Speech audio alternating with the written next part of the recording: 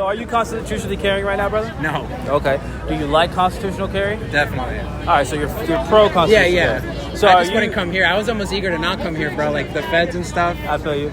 So are you pro-DeSantis over Trump? No, definitely not over Trump. Like, if you look at him separately, DeSantis has done a lot, but he kind of sold himself out recently, so. Okay, so you're saying with like the recent bills he's trying to pass? And stuff No, like not even the bills, bro. Like, the whole banning books thing is completely fake if you look into it. Like, the no say gay bill, that was made up. But it's like he backstabbed Trump. He's the reason he really won was because Trump nominated him. Like, even with the rigging that they were trying to do at the end with Gillum, it wasn't enough because he had just enough support. And he didn't endorse Trump when it was time to run. You know, Marco Rubio and everyone else did, but he didn't step up, and now he's running against him. So to a lot of people, that's like backstabbing the guy that kind of put him in there. Okay.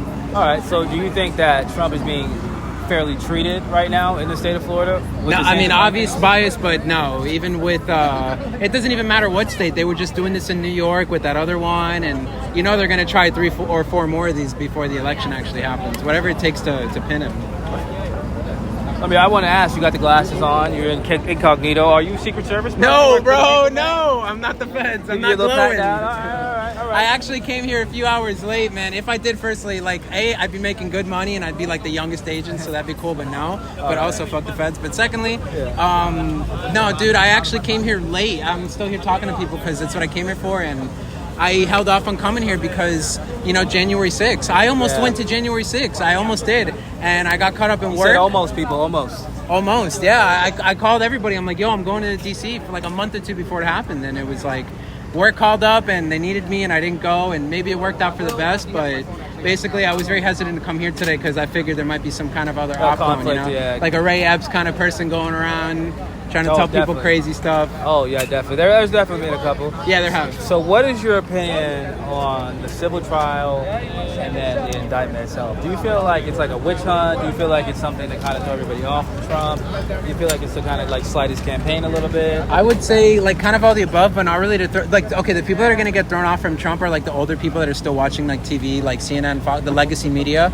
So those are the people that believe that. They're like, oh my God, this headline. But the people that are younger and kind of look into stuff or think stuff more, are like not conditioned to believe everything on the TV for a few generations. They're not the ones that are swayed. This is for them, this is them, that they're trying to take him out before the election. They're going to find whatever possible way so he can't run. And if he does run, then they're going to have DeSantis in there because they're already paying for him. So do you think DeSantis is like basically a crone? Do you think like he's bought out by the he's bought out, unfortunately. And like it took me a while to come to terms with that because like he did a lot of good for the state, but he just ran too early. So okay. So how do you feel about DeSantis going against Disney right now? Do you feel like do you think that was smart? Do you feel like I think it's smart. I mean, I was talking to a bunch of lefty people here too, and they said the same thing because it's a multi-billion-dollar corporation.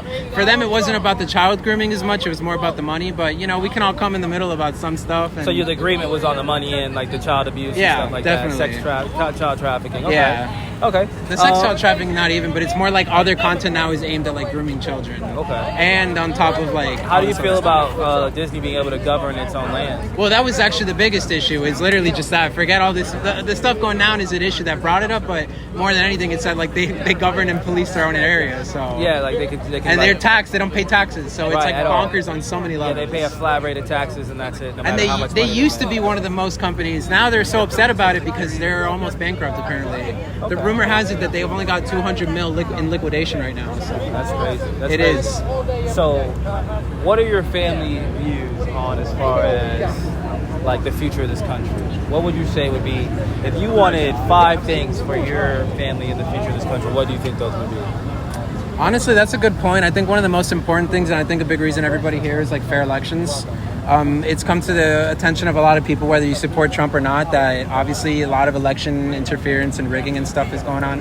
Whether you're looking at state elections in if you're looking in general in 2020, or you're looking at state elections like in 2016 and 2022 in Arizona. You know, Carrie Lake won by a landslide, and a week later they took it from her. So, you know, I think that's the biggest issue, because if we're not allowed to vote for our representatives and have people that are actually going to fight for us, you know, every community is just basically going to go to shit. Like, you're not going to have anybody fighting for us. They're all going to keep pocketing money, and things are just going to keep getting worse and worse. So I would say that's probably number one, is having like legitimate elections again, verifiable, audible, whatever you want to call it. Another thing I would say I don't know. It's interesting because now with all these issues arising, people are just, I would say like public school and stuff, but It's like public safety, public schools. well, yeah, or like education because people are not really getting a public school education anymore. And What would be your third thing? my third thing.